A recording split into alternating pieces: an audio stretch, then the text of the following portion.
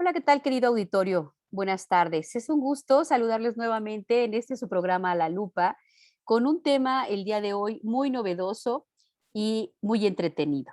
Y muy novedoso porque por lo regular, platicando con nuestro invitado del día de hoy, por lo regular nos encontramos estos temas que tienen que ver con la música como algo de entretenimiento, los abordamos como algo de entretenimiento, como algo cultural, que no fácilmente asociamos con todos los problemas que atrás también representan.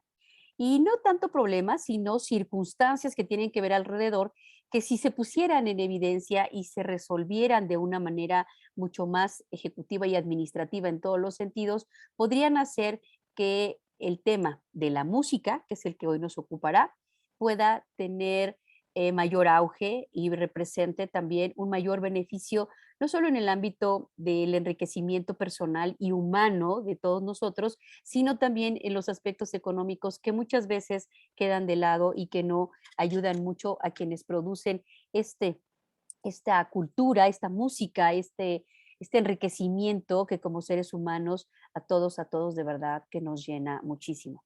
El día de hoy me complace mucho vamos a decirles, perdón, que vamos a platicar sobre temas de música y transparencia en un entorno muy divertido, muy entretenido, pero sobre todo también muy reflexivo, como suelen ser nuestros espacios en este programa. Me complace mucho y antes voy a leer brevemente una presentación, una reseña de quien nos acompaña el día de hoy, un invitado que me complace mucho que nos haya permitido platicar con él de todos estos temas que vamos ahora el día de hoy a desarrollar. Él es Venus Rey Jr., bio breve, así me lo pone. Él es compositor de música sinfónica, escritor, ensayista y académico. Es licenciado en Derecho por la Universidad Iberoamericana y maestro en Filosofía por la Universidad Anáhuac. Su obra musical ha sido presentada en Estados Unidos, Rusia, Alemania, Reino Unido, Italia, Polonia, Ucrania, Austria, Argentina, Perú y México. Ha grabado 10 discos de sus composiciones y publicado 2 libros de narrativa, 3 volúmenes de poesía y diversos ensayos jurídicos y filosóficos en revistas especializadas de la Universidad Iberoamericana, el ITAM y la Universidad Anáhuac.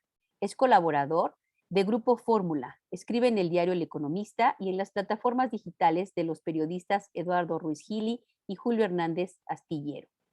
Sus áreas de conocimiento, que son muchas, mencionaré brevemente: la música, la literatura, la historia del arte, la apreciación del arte, derecho constitucional, filosofía del derecho, filosofía política, historia e historia de la filosofía, entre otras más. Colabora, como decíamos, en Grupo Fórmula todos los viernes en el programa de Eduardo Ruiz Gili con análisis en vivo en materia de política nacional, política internacional, América Latina, Europa, Estados Unidos, etcétera, arte y cultura. Es un gusto de verdad tener ahora a nuestro querido invitado Venus Rey, que tiene una amplia trayectoria y platicaremos el día de hoy además de temas que convergen con la transparencia, el derecho y la administración y muchas otras cosas más que segura estoy el día de hoy serán un deleite escuchar. Bienvenido, mi estimado Venus Rey. Es un gusto saludarte. ¿Dónde estás por acá? Hola, ¿qué tal, Viviana? ¿Cómo Buenas, estás? muy bien, gracias. ¿Qué tal? ¿Qué tal? Buenas tardes. Qué gusto que estés esta tarde con nosotros para platicar de esto que te decía, que si podemos titularlo como la música y la transparencia. ¿Tú qué opinas? ¿Podemos hablar de esto con tu vasta experiencia? Pues yo creo que sí, claro que sí. La música, como tú decías hace un momento, pues sí, tiene su parte, ya sea cultural o su parte de entretenimiento, y es lo que todo mundo ve inmediatamente, pero detrás de la música, pues hay muchas cosas más, ¿no? Hay muchos aspectos que se pueden abordar, desde luego que sí. Fíjate que sí, y con tu experiencia, trayectoria y sobre todo tradición de parte también de tu familia y de todo lo que tú representas y tu amplia experiencia, pues a mí me gustaría platicarte en este tema de la música y la transparencia. Eh, la música aporta muchísimas cuestiones, decíamos, desde el punto de vista que enriquecen al ser humano. Pero en este quehacer musical, implica también una gran cantidad de actividades de todo tipo, actividades en las que tienen que ver sector público y sector privado. Primero hablemos del sector público, ¿te parece? Y en tu experiencia en el sector público, a mí me gustaría conocer desde tu muy particular punto de vista, ¿qué tanto apoyo realmente existe en nuestro país para impulsar este tema, particularmente de la música, pero en general el tema de la cultura? Mira, Viviana, tradicionalmente México ha sido un país y es un país muy musical. Hay música en todos los estados, hay música en las grandes ciudades, hay música incluso en cualquier municipio, en cualquier cabecera municipal. Siempre encontrarás gente que hace música y que toca, aunque sea en el kiosco del pueblo, pero sí, está muy presente.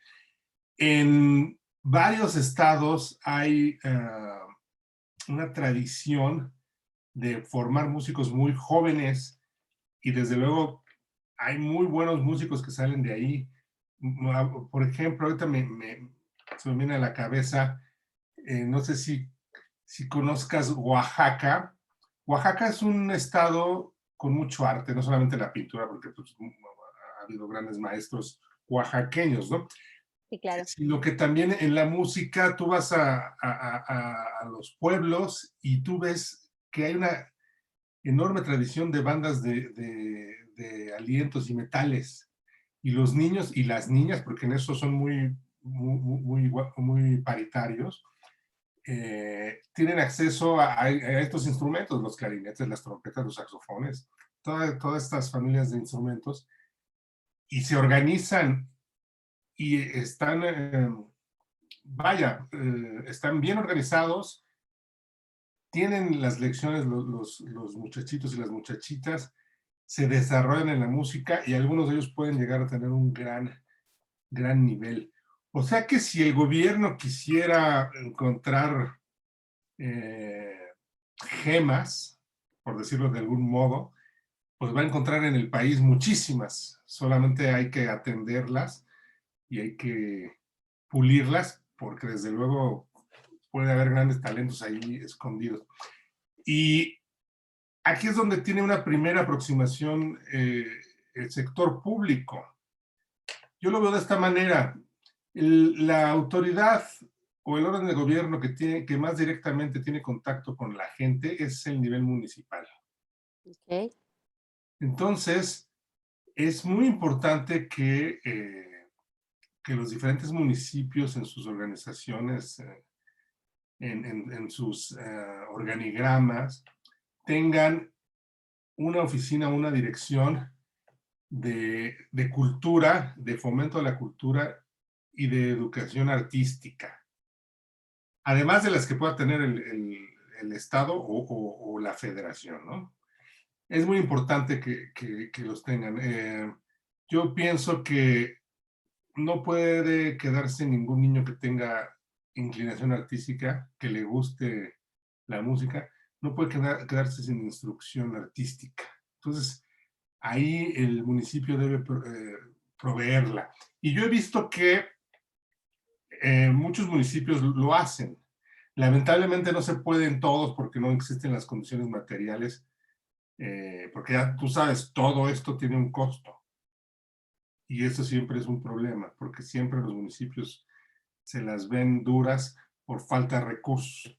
Entonces deben aprovechar lo más que puedan. Pero yo he visto que algunos municipios lo hacen muy bien. Y aquí, para no irnos tan lejos, en la Ciudad de México, en las alcaldías, que son el equivalente de los municipios, veo que algunas de ellas tienen un gran impulso a la cultura. Por ejemplo, la alcaldía de Coyoacán tiene una dirección de cultura que está a cargo de una casa de cultura, que es la Casa Reyes Heroles, ahí en la calle Francisco Sosa, en Coyoacán, que es Bien. un lugar precioso, es un lugar donde hay talleres de diversas disciplinas artísticas, literatura, dibujo, fotografía, teatro, creación literaria, y obviamente hay instrumentos, el que quiera aprender a tocar la guitarra o tocar el piano o tocar algún instrumento de aliento o de cuerda, puede ir a esta Casa de Cultura en la Alcaldía Coyoacán, puede inscribirse y además es prácticamente gratis, son unos costos de recuperación mínimos. Entonces yo creo que sí se hace una buena labor. Otra casa de cultura que también es digna de mención es la que existe en la alcaldía Tlalpan, una que está en la calle de Santa Teresa, donde está el bosque de Tlalpan, donde van las Ajá, sí, personas sí, a correr. sí, sí, sí, Y también hay ubico. una casa de cultura muy interesante, con buena infraestructura y también con muy buenos talleres. Y así te puedo decir de muchas otras. En Xochimilco hay una gran vida cultural, en, en Miguel Hidalgo también, en Azcapotzalco, vaya, en Benito Juárez. Sí, sí, sí hay este primer contacto. Fíjate que sí, pero una de las cosas que advierto con lo que me estás platicando ahora es que sigue siendo un tema, la cultura y particularmente la música, sigue siendo un tema que se ve como algo aparte. Dices y dices bien que somos un país de mucha tradición cultural y sobre todo en la música. Sin embargo, nos damos cuenta que en las escuelas, que pudiera ser el primer contacto formativo, en las escuelas lo que nos dan en materia de música o cultura es muy incipiente. Es de verdad, yo recuerdo que lo más que aprendí a tocar en la secundaria y hasta la secundaria fue la flauta, ¿no? Y Sí, creo que nada más, cuando yo siento que al menos yo tenía compañeros que tenían talento para otras cosas, pero tenían que buscar ese desarrollo en las artes o en la música particularmente en otras áreas. Tú bien acabas de abordar el punto. Para encontrar ese desarrollo o buscar para quien tiene afición a este tipo de actividades, tiene que hacerlo por fuera, porque si bien somos un país de una tradición cultural muy rica, muy vasta, y de muchos músicos también, también es cierto que no tenemos una tradición formativa en ese sentido. Lo tenemos que hacer para todos aquellos que nos gusta, lo tenemos que hacer aparte y cuando realmente tienes una vocación, pues ya acudes a las escuelas de música tradicionales. ¿Tú a qué crees que se deba esto? Hablando ya en el tema de transparencia y adentrándonos un poco al tema de la administración, tendrá que ver nuestro poco presupuesto que se asigna, nuestras políticas públicas diseñadas al respecto, nuestro, nuestra tradición en el ejercicio de gobierno, que yo veo hacia atrás, es el pasado, hice una revisión y se invertía un poco más en el tema tanto formativo como anexo, digamos, si hablamos de este tipo de actividades en las casas de cultura y en otros lados como anexos, porque por lo regular no forman parte de la política en general. Fíjate, te voy a leer rápido una cifra. Según el presupuesto de egresos de 2021, en la Ciudad de México, Cultura tenía asignados 892 millones de pesos y hubo una reducción muy significativa frente a los 1.437 millones de pesos que tuvo asignados en el 2020. Parte también de la tradición que tenemos en nuestro país es que a lo primero que le quitamos dinero, entre otras actividades, es a la cultura. ¿Qué nos puedes platicar de esto en tu vasta experiencia, tanto en el derecho como músico, que yo supongo que tú lo has vivido y los gremios a los que perteneces también?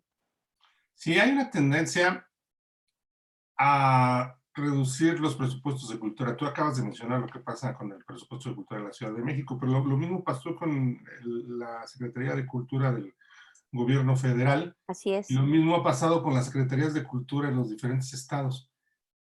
Como cada vez el dinero es más escaso y la política del gobierno actual es gastar al mínimo y si se puede no gastar, mejor no gastar. Entonces, se han visto estos recortes y se ha visto afectado en el mundo de la cultura. Y si a eso le sumas la pandemia, lo que ha ocurrido, tenemos como un cuadro yo diría, muy triste, así es. casi de desastre. Y lo que comentabas sobre la educación artística en las escuelas, Yo te voy a decir que el programa educativo público de México está, tiene serios problemas, está muy limitado y está formando personas que no pueden aspirar a una productividad mayor. O sea, no me lo estoy inventando. Se ve. Las escuelas están produciendo alumnos con algunas lagunas importantes en sus saberes, en sus conocimientos. Y eso es muy grave. Pero bueno, sin meterme en tantas honduras, nada más quiero decir sobre la educación artística. La educación artística, la gente en la SEP, la gente que está al mando del sistema educativo, los profesores, los maestros del sindicato, del CENTE o de la coordinadora, todos, yo creo que, o si no todos, una gran mayoría, no les interesa la educación artística ni la música, es la verdad. Y uno puede decir, bueno, pues si no les interesa, total, que los niños crezcan sin educación artística, no hay problema. Pero sí hay problema, es un problema muy grave. Te voy a decir que la educación artística no nada más es, como algunos piensan, una especie de lujo de la burguesía. No, para nada. La educación artística nos ayuda a todo mundo a formar un sentido estético. El Claro, sentido estético es así es. sumamente importante porque es una vacuna contra muchas cosas. Puede ser una vacuna contra la maldad,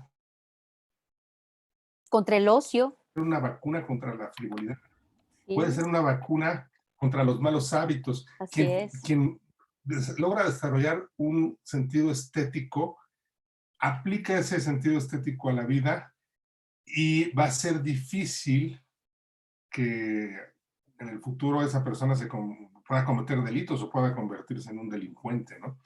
Así que es de vital importancia. Yo he leído artículos, he leído estudios donde en los países en los que más se invierte en la educación artística son países con menores tasas de criminalidad. Y los Así países es. donde esto se deja a la suerte de la gente, pues desgraciadamente tenemos más tasas de criminalidad. Así que yo siempre lo he dicho, la música, las artes no es un hobby, no es un placer burgués, no es un artículo de lujo para presumir, no, es tan vital como podría ser en la enseñanza de la lengua, del español o de las matemáticas. Es sumamente importante. Mientras las matemáticas, materias como las matemáticas, aunque no sea el niño matemático después, ni mucho menos, las matemáticas lo que logran es detonar la inteligencia de los chicos. Eso es vital. Bueno, el español también es vital porque les permite poder comunicarse, les permite conocer nuestro propio idioma. Sabemos que las fronteras del pensamiento, el lenguaje es la frontera del pensamiento. Ahí hasta donde tu lenguaje da, hasta ahí llega tu pensamiento. Y si tenemos gente que a duras penas sabe leer, va a tener una gran desventaja en la vida. Y eso es lo que está produciendo el sistema educativo. Ahora, en tercer lugar, la educación artística, como te dije, fomenta el sentido estético, que es crucial para tener una vida digna y una vida que valga la pena disfrutar. Entonces, estos tres elementos, o sea, la educación matemática, la enseñanza de la lengua española y la educación artística, pues te puedo decir que si casi todo se apuesta a las matemáticas, pero realmente la educación es muy deficiente y ya hablar de educación artística en las escuelas, ¿qué es lo que tenemos? Un programa donde creo que te dan una flauta que cuesta 30 pesos y esa es tu educación musical. Es una pérdida de tiempo. Es una pérdida de tiempo. La gente que está en educación y que hace los programas debe replantearse muy seriamente esto y que debe ponerse a pensar la clase de personas que está produciendo el sistema educativo, personas que están en desventaja respecto a otras que sí logran llenar esas lagunas que no está llenando el sistema educativo. Es una cosa muy seria, es una cosa terrible. Fíjate que sí, es muy formativo y debe ser integral este tema porque te genera valores. Una persona, yo estoy convencida que una persona que tiene ese gusto por las artes se vuelve también una persona sensible, una persona, como bien dices tú, no es capaz de hacerle daño a otros, no es capaz, genera una serie de valores, entre otros la ética, la estética. O sea, tú no vas a destruir algo porque admiras y aprecias lo bello que es, no vas a golpear a las personas en sus valores, tanto en lo físico como en lo espiritual, porque tienes ese sentido de la belleza. En fin, esto es muy formativo, como bien dices, esto es muy importante poner ese punto y yo por eso quería platicar contigo sobre esto, porque yo me he dado cuenta a lo largo del servicio público que desde el tema de la educación, desde el tema de la presupuestación y desde el tema de la administración pública, esto nunca se ve como algo integral, se ve como algo aislado y tú mismo me lo acabas de comprobar al hablar del hecho de que pues por ahí genero casas de cultura y que vaya que quiera, cuando no, cuando debe ser un tema integral y un tema formativo en el que, bueno, pues desde luego cuentan mucho los presupuestos, cuenta mucho el dinero que se asigna, pero si tú no tienes esta visión, obviamente no vas a asignar un buen presupuesto, no vas a asignar una buena cantidad de recursos a esto, porque lo ves como opción, no lo ves como formación. ¿Estás de acuerdo con esto? Y fíjate, Estoy de acuerdo. te quiero comentar algo. Me encontré por ahí un artículo, buscando todas estas cosas para poder platicar contigo, donde se destaca el insólito, el autor de este artículo, su nombre es J.R. Chávez, dice él que es insólito el punto de encuentro entre la música y el derecho público. Y pone tres ejemplos, y uno que me llamó mucho la atención es que, por ejemplo, dice él, y lo voy a leer textualmente para ti, para nuestro auditorio, que dice que pudiera parecer que el mundo de la administración pública y el del espectáculo nada tuvieran que ver. Sin embargo, se encontró él una biografía de Sting, el cantante y líder del grupo Police, donde se advierte que él fue el cantante y bajista de este grupo. En su juventud dice que trabajó como funcionario en Hacienda y recuerda la experiencia como algo que no tiene desperdicio, porque aprendió en este sentido y aprovechó todas sus calificaciones, y su expertise en la escuela para trabajar en este ámbito de Hacienda. Y entonces él dice que rescató de un cajón la corbata del colegio, su traje de espiguilla y los zapatos más cómodos que tenía para irse a trabajar a una entrevista que duró 20 minutos ante un tribunal de hombres de mediana edad, dice. Y así aterricé en un trabajo de oficina en el Ministerio de Hacienda, en una ocupación, fíjate lo que dice, deprimente, para la que no tenía la más mínima aptitud y ni un ápice de interés. Aunque resultaba prácticamente imposible despedir a un funcionario, mi situación se hizo insostenible en poco tiempo y decidió irse porque ese lugar se volvió, dada la forma en la que se llevaba a cabo la actividad, entre paredes forradas de carpetas y manoseadas, decir, que contenían los historiales fiscales de miles y miles de trabajadores que lo agobiaban en niveles de suplicio administrativo. El hecho es que todo esto también, aparte de ser, como él lo califica, patético, a menudo también resultó algo que le ayudó a encontrar su verdadera esencia y poder salir hacia el arte. Pero esto no pudo haber sucedido si él no hubiera tenido esa sensibilidad y esa manera de ver la vida, de otra manera. Entonces, él compuso una canción que es ante este panorama que te platico, sale esa sensibilidad, porque él a final de cuentas estaba educado de esa manera, sale esa sensibilidad y entonces ante este panorama compone o trae su canción que se llama, una de las más conocidas, Every Breath You Take, ¿no? Y que no se inspiraba en los suspiros de un enamorado por una mujer, sino más bien en la sombra de la inspección de Hacienda sobre el contribuyente. Y entonces juzgan ustedes la letra y ponen la letra y te hacen que hay reflexiones sobre el tema. Y entonces, una de las cosas que yo te quiero decir con todo esto que te estoy platicando es cómo sí tiene mucho que ver todo el tema de la administración pública con el desarrollo de la cultura y el insertar a las personas en esto para formarlas, porque el día de mañana, en cualquier ámbito que se desarrollen, podrían llevar a cabo una actividad mucho mejor, podrían ser no solo mejores personas, sino igual si decidieran ser excelentes músicos como Sting o excelentes administradores públicos y servidores públicos, como bueno, a lo mejor no somos nosotros, pero habrá otros que sí. ¿Cómo podemos impulsar todo esto, no? Entonces, ¿tú qué me puedes comentar al respecto? ¿Tú cómo ves si es importante seguir insistiendo en que se tiene que sacar de una actividad opcional el tema de la cultura e insertarlo además con mecanismos de transparencia y de eficiente administración pública en lo que es la formación de las personas? Sí, pues mira, el ejemplo este que has dado de Sting es muy bonito y además la Ujú. canción está así, ahora que Es de mis estoy favoritas. dando la letra, sí, Ya la sí, estás repasando, ¿verdad?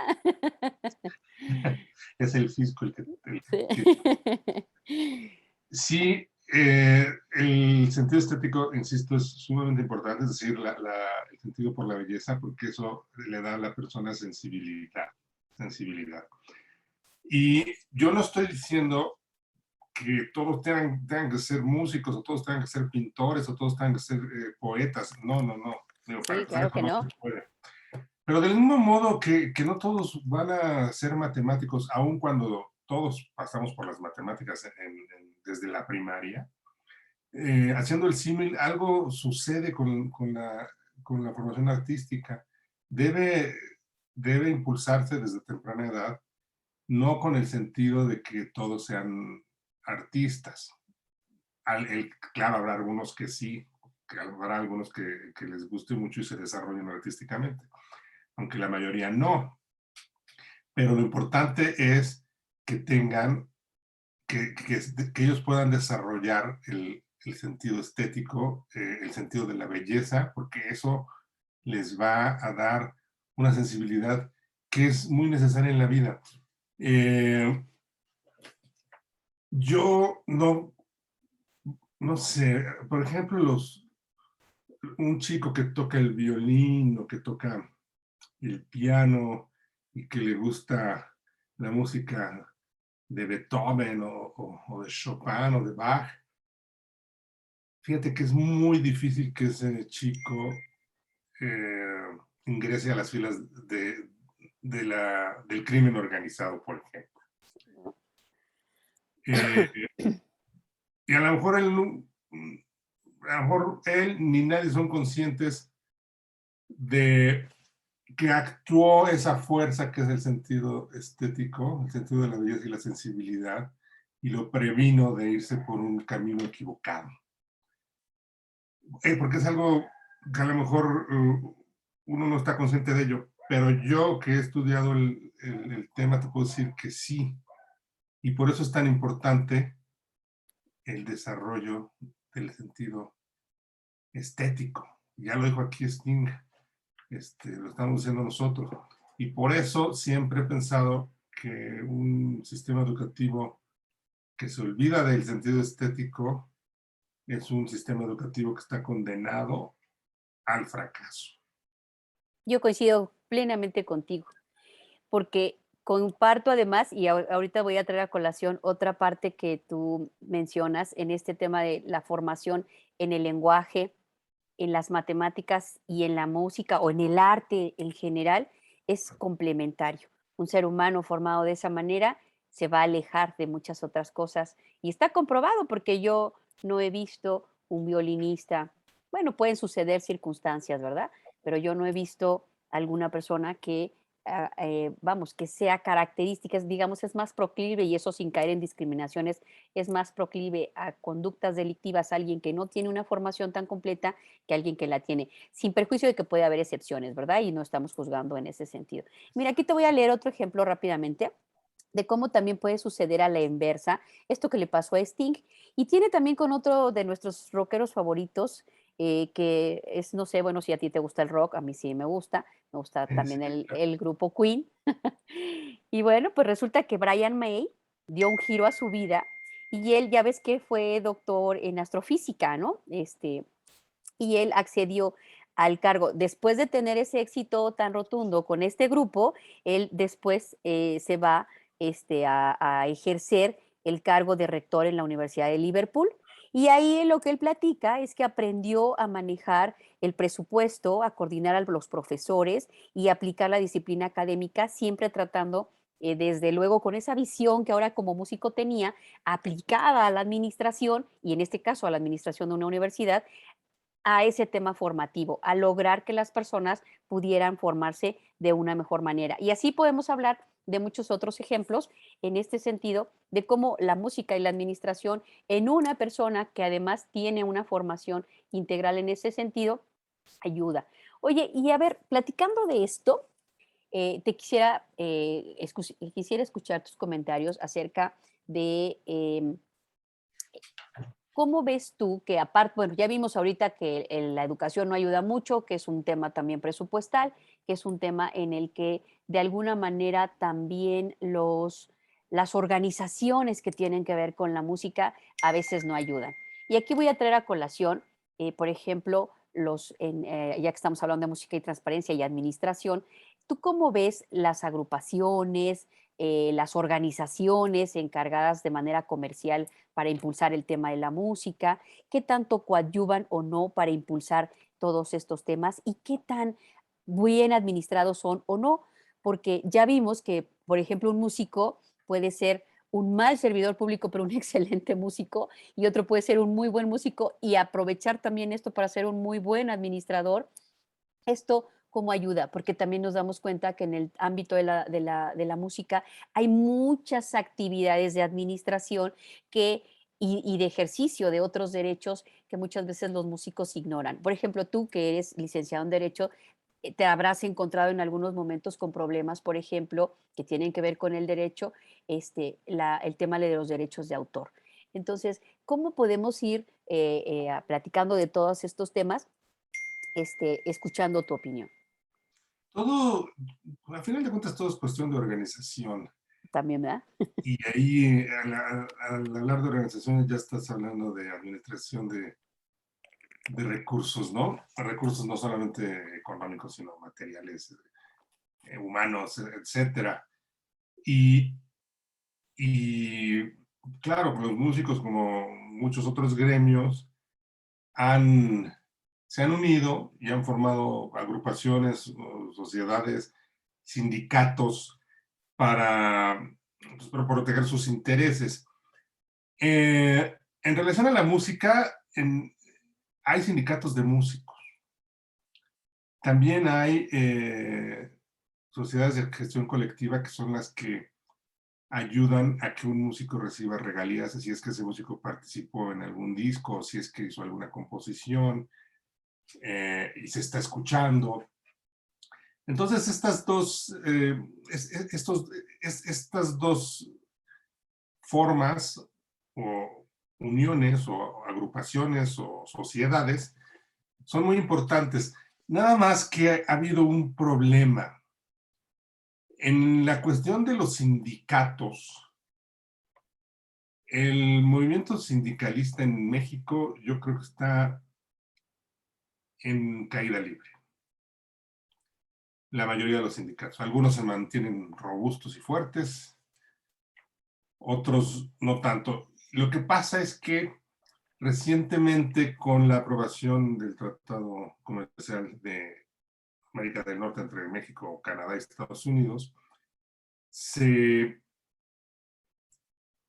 se puso especial énfasis a que existiera la libertad sindical la libertad de asociación y una serie de derechos laborales, la democracia sindical y una serie de cuestiones que se firmaron, que están implementándose y que van directamente a desmantelar el sistema o los sistemas de sindicatos en México. Así que cada vez veremos sindicatos más débiles, con menos agremiados y con menos posibilidades de ayudar a sus agremiados. Esa es la realidad. Eso ya empezó a suceder porque estas disposiciones que tienen que ver con los sindicatos entraron en vigor desde el año pasado, desde noviembre, se han ido implementando poco a poco y yo creo que es un camino sin retorno. Y de lo de las sociedades de gestión colectiva o de la misma sociedad de autores y compositores, muchas veces los dirigentes, no digo que sea el caso en México, pero muchos de los dirigentes se ocupan más de sus intereses que de los intereses de las personas que supuestamente van a proteger. Sucedía algo que dejó de pasar hace 3 años con la llegada del nuevo gobierno.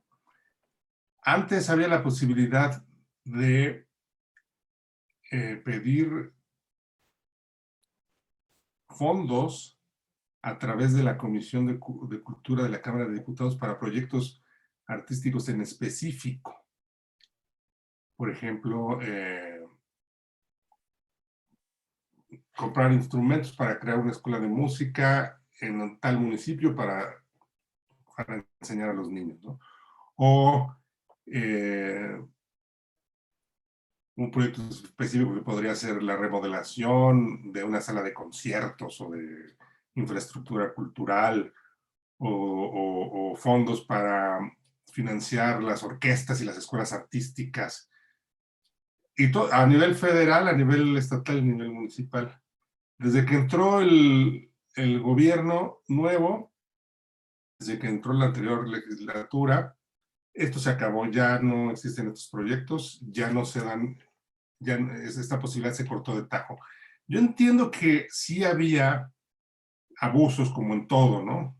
Y que en el pasado algunas personas se hicieron de recursos ilegítimamente proponiendo proyectos culturales que después no se realizaban. Y eso es una realidad, eso también ocurrió y eso había que corregirlo. Y eso hizo ver muy mal a esta clase de apoyos, ¿no?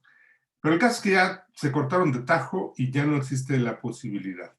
Así que muchas de las escuelas, instituciones artísticas, orquestas, infraestructura cultural a lo largo y ancho del país, de repente se quedaron sin dinero o sin la posibilidad de obtener dinero. Y si uno se da una vuelta por los estados, se va a encontrar con que la situación es muy lamentable. O sea, la vida artística, las escuelas, las orquestas, las compañías de danza, las compañías de teatro, la infraestructura cultural y la infraestructura de pedagogía artística están en un estado bastante Lamentable. lamentable, ¿no? Y es lo que está sucediendo. O sea, te estoy diciendo que no veo que en los siguientes años pueda haber una mejora o pueda haber una situación menos dramática. Yo creo que incluso puede ir incrementando más. Afortunadamente hay gobiernos que todavía apuestan a la cultura y siguen financiando sus orquestas y siguen financiando sus escuelas de arte, ya sin el apoyo federal, y están haciendo una labor heroica, pero muchos más ya no pueden, ¿no? Y van a tener que cerrar sus instalaciones su infraestructura artística. Algunos se han visto forzados a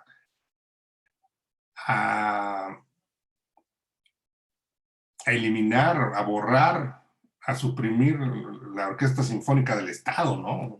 O del municipio, lo cual pues ya son cosas muy, muy tristes, ¿no? Que un Estado se vea forzado a eso, o que un municipio se vea forzado a eso, es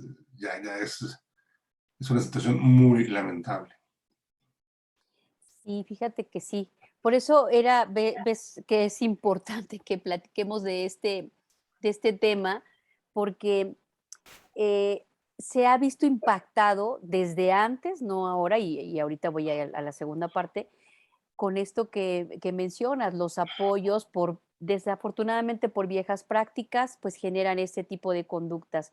Y desde el punto de vista público y privado, pues se está cerrando la brecha para lograr llevar a esta crisis al tema de la cultura y particularmente de lo que hablamos hoy, de la Perdón, música. déjame, es que Sí, no te he sí, dicho de lo que pasa en el terreno privado. ok, También pasa una situación adversa. Cada vez es más difícil que las empresas, las compañías,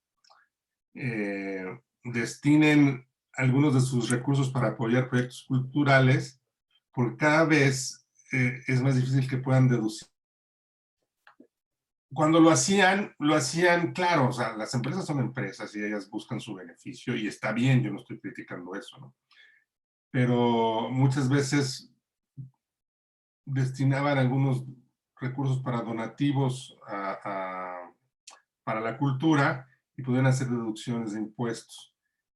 Pero la política del nuevo gobierno es que todo eso se vaya cerrando.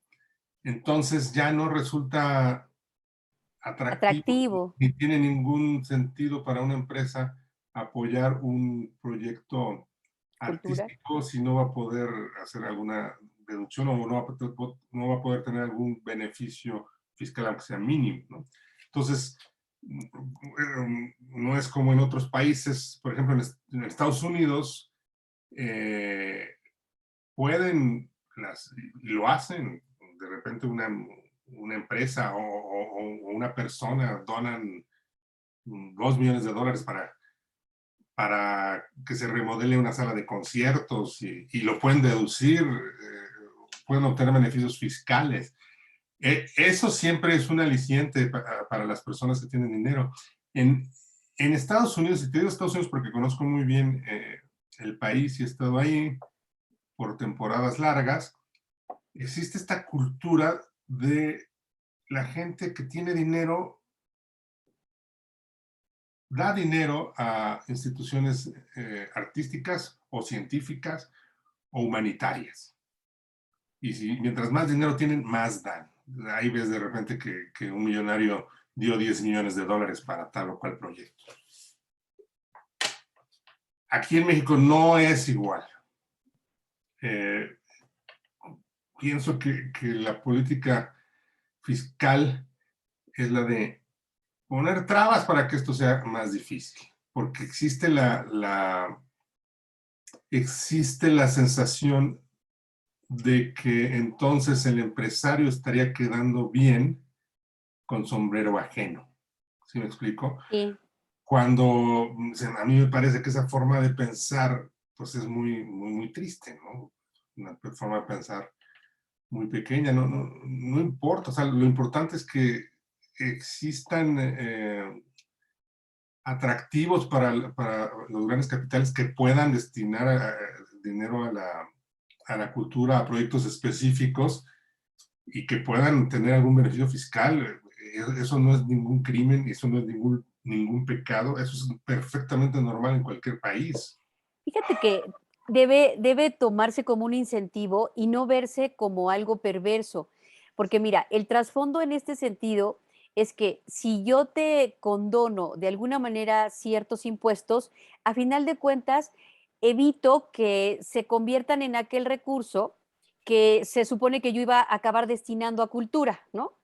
si yo incentivo que tú como empresa desarrolles estas actividades y te condono impuestos, a final de cuentas, eso que no te estoy cobrando ahorita a través de esa condonación se convertiría en el recurso que yo a final de cuentas destinaría para cultura, ¿no?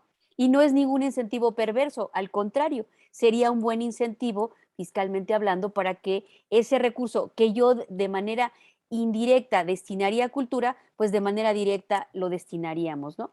Entonces, es triste ver que se estén acabando esos incentivos públicos, ese apoyo institucional y gubernamental, porque eso cierra cada vez más la pinza para poder seguir fomentando la cultura y seguir fomentando particularmente esto y desde luego aperturar también un tema de empleo, porque la cultura genera mucho empleo, genera inversión, también se convierte en un tema comercial en el momento en que tú tienes que hacer publicidad, que tienes que generar espectáculo, que tienes que generar contratas a diseñadores, contratas alrededor del tema de la cultura y la música, hay mucho dinero y mucha riqueza que podría seguirse generando a través de esto. Y bueno, pues además yo digo, es una empresa no solo socialmente comprometida, sino una empresa también ecológica, ¿no? Desde el punto de vista ecológico sería saludable, sería sano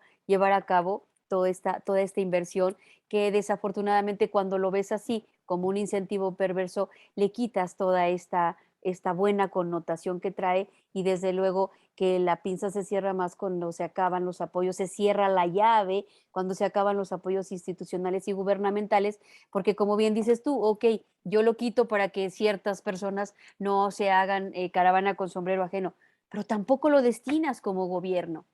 Como gobierno tampoco lo estás destinando, tampoco estás haciendo esa actividad y obviamente todo esto es en detrimento de, desde luego, la cultura y la industria que alrededor de ella se genera y particularmente la industria musical.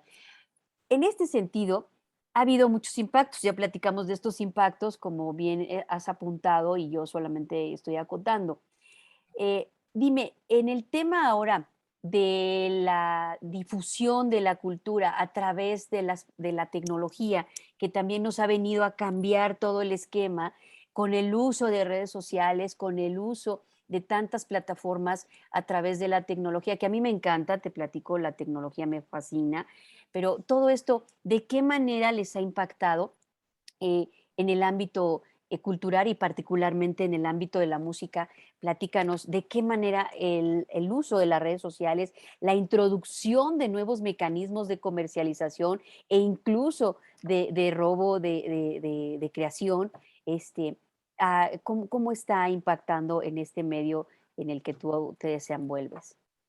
Pues la tecnología ha venido a revolucionar todo, Todo. Aquí estamos, mira. absolutamente. Y la música no es la excepción. Yo recuerdo cuando era niño, pues ya me empezaban a ver computadoras, pero no, su uso no era generalizado y eran computadoras, pues digamos, pues como muy primitivas, manejarlas era Muy muy silvestres. complicado.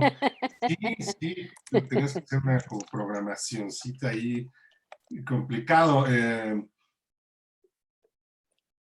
pero de repente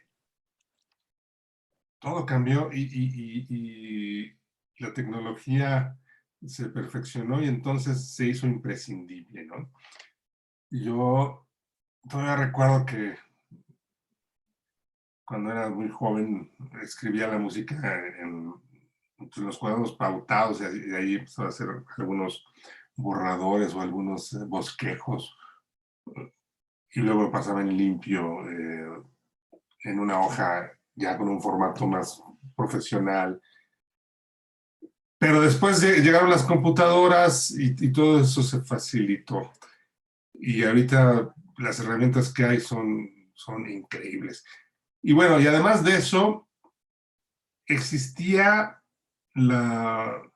En la música, el que más ganaba, pues no era el músico ni el compositor, sino el que vendía los discos, la empresa disquera, ¿no? Ellos, ellos se llevaban el pastel. Eh, daban alguna regalía cualquiera al creador intelectual de la obra que contenía el disco, y algunas estrellas o cantantes se hicieron ricos también, ¿no? De repente pues, haber dinero para todos. Ahora, de repente, la tecnología permite prescindir del que hace los discos, porque para empezar ya ni se producen discos. Vaya, sí se producen, todavía se producen acetatos, todavía se producen cassettes, todavía se producen discos compactos, pero, pero las compañías disqueras ya no, o sea, ese no es el mercado ya. Ahora, Y no, ya cambió totalmente. uno ya no necesita de una compañía disquera para dar a conocer su trabajo artístico. Uno puede subirlo por sí solo en las plataformas y estar en YouTube, estar en Spotify, estar en Apple Music y todas estas plataformas que hay por un proceso relativamente sencillo, sin intermediarios. Los clics que se den en esas plataformas representan un porcentaje de dinero para el dueño del material, muy poco, porque ahora los que se quedaron con el pastel son esas plataformas, ¿no? O sea, Así para es. juntar $1 necesitas miles y miles y miles y miles de clics que la gente puso en la plataforma para escuchar, para producir $1, ¿no? Entonces realmente no es fácil. Pero vaya, está la posibilidad. Yo siempre he pensado que si hay calidad musical, tarde o temprano, la, el que le gusta la música lo va a reconocer, ¿no? El que le gusta un cierto género de música y encuentra el material de calidad, le va a gustar y lo va a escuchar. Y entonces, te digo, la tecnología vino a revolucionar todo, absolutamente todo. Creo que las compañías disqueras también están en una etapa de, pues no sé si de crisis o de replanteamiento de lo que hacían. Y lo mismo en los canales de televisión igual, porque cada vez la gente ve menos televisión, ¿no? Y Eh, escucha menos radio también, sí, porque pues ya ahora puedes escuchar los famosos podcasts y puedes escuchar muchas cosas, ¿no? La yo, yo, música igual.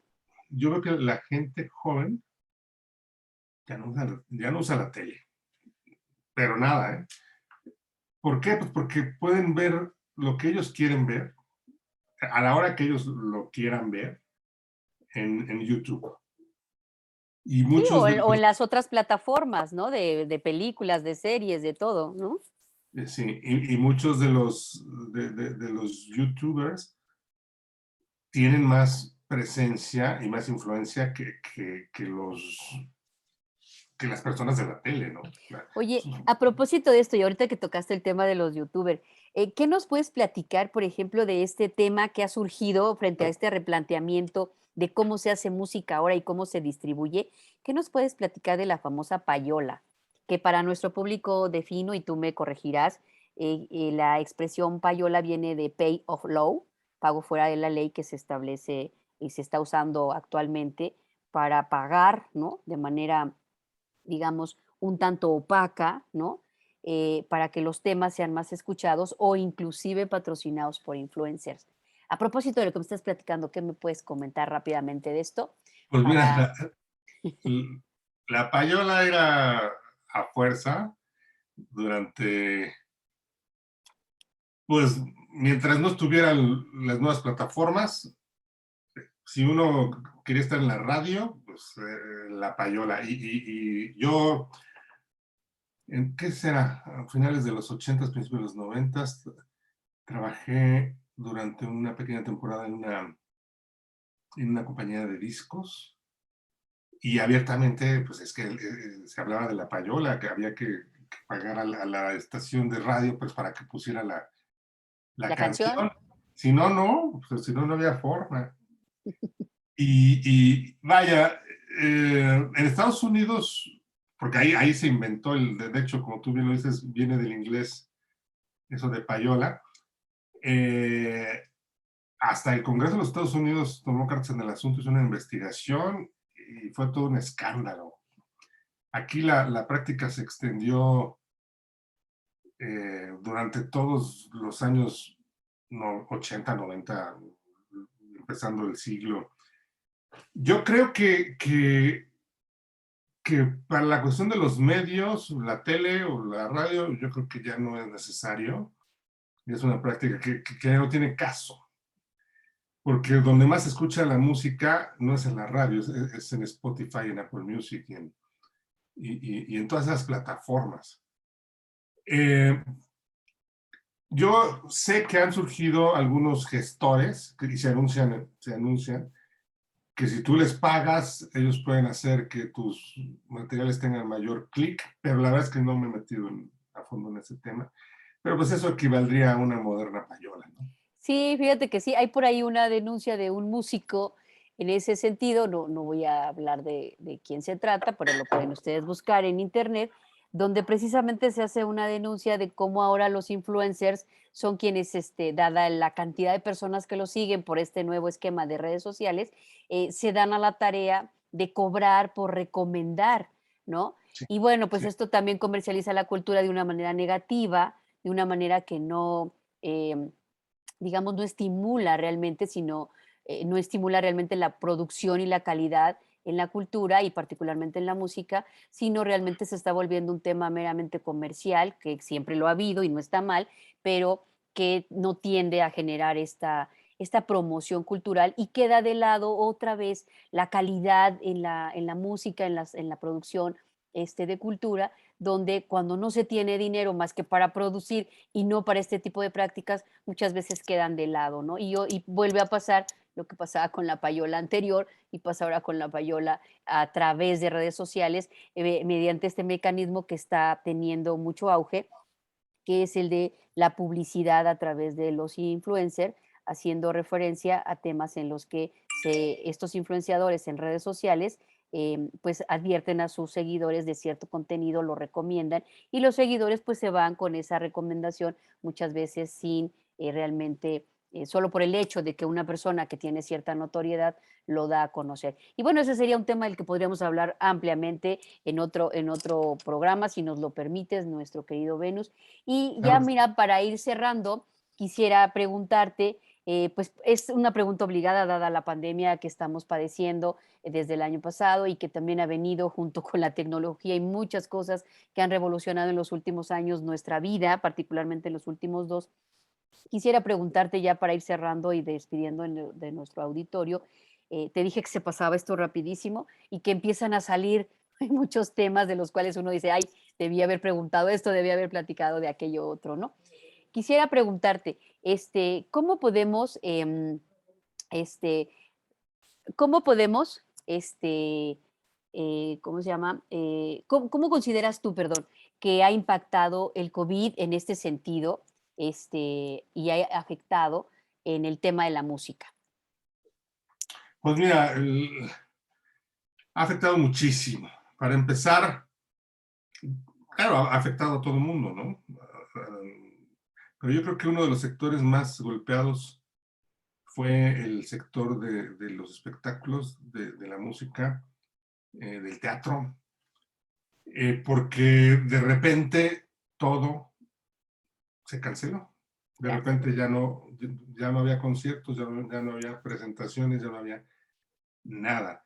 Y en el 2020, pues toda la programación que tenían, te estoy diciendo no nada más en México, en el mundo, de las salas de concierto, no solamente en el terreno de la música clásica, sino las agendas de conciertos de los cantantes pop y de los grupos de rock.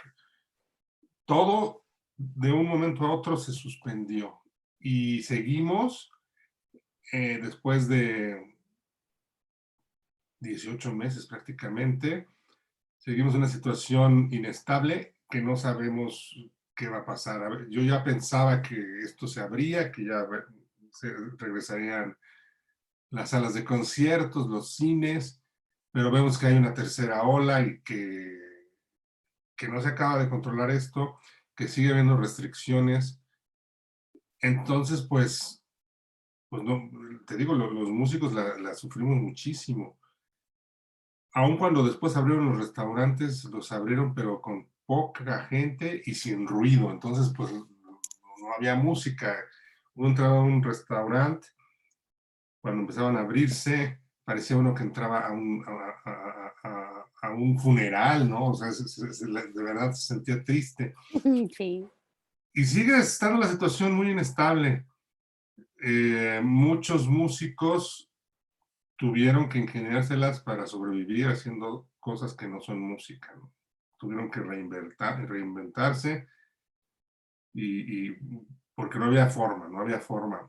Y no se ve claro todavía cuando esto pueda volver a la normalidad. Pueden pasar todavía varios meses o incluso años, ¿no? Sí, es triste todo lo que ha sucedido y creo, aparte de todo lo que hemos platicado a lo largo de esta breve charla, que aprovecho para agradecerte, que ha sido para mí muy entretenida y enriquecedora, aparte de todo esto que a lo que se ha venido enfrentando la cultura y particularmente la música, pues ahora nos toca este tema de la pandemia y con esta enfermedad, pues creo que ha sido uno de los gremios más afectados en todos los sentidos, porque te decía, es un tema es un gremio que se favorecía, es una industria que generaba muchos empleos y que, bueno, pues con estas circunstancias también se han visto reducidos. Mi querido Venus, muchísimas gracias por estar con nosotros esta tarde. ¿Quisieras decirle algo a nuestro público para despedirnos y yo regreso para despedir nuestro programa? Pues nada, solo saludarlos, enviarles un abrazo decirles que estuve muy contento de estar aquí y que ojalá pronto todas las salas de conciertos se reabran. Sí, que suene la música por todo lo alto. Pues muchísimas gracias, muchas gracias a nuestro querido auditorio por acompañarnos este día.